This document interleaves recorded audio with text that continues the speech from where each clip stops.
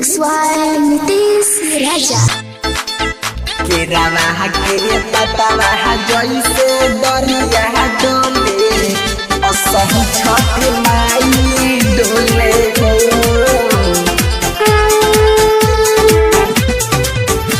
असही छठ माई डोले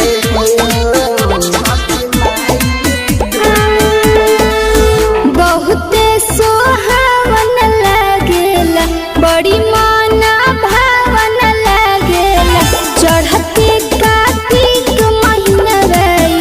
बहुते हो पावन लागेला सभे तिवैया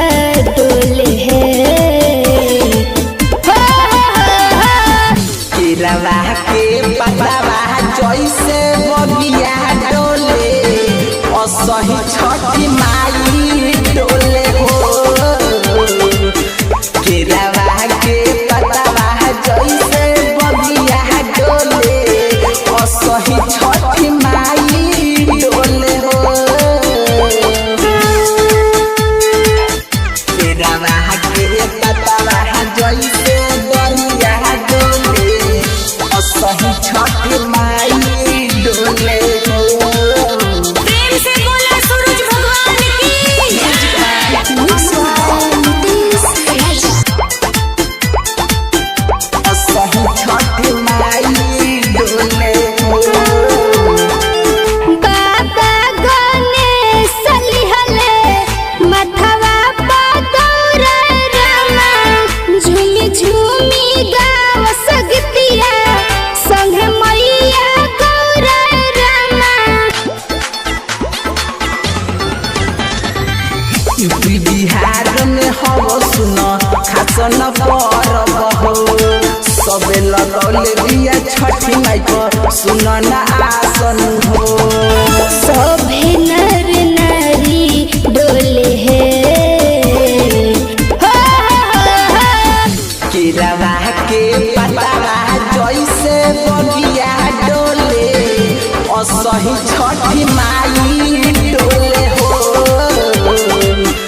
के रवा के पतवा जैसे बगिया डोले असही छठी माई डोले हो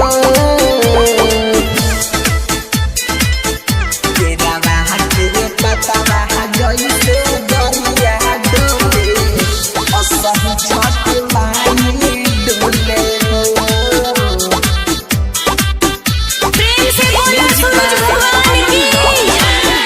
मिक्स वाई नीतीश राजा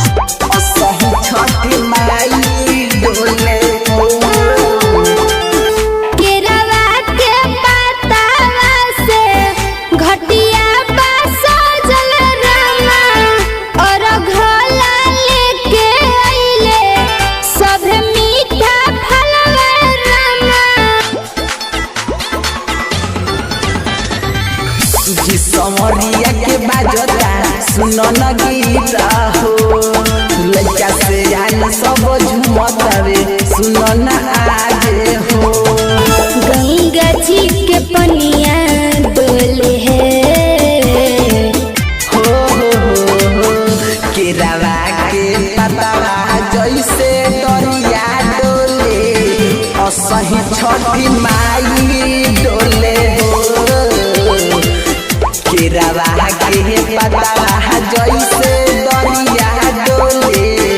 असही छठी माई डोले हो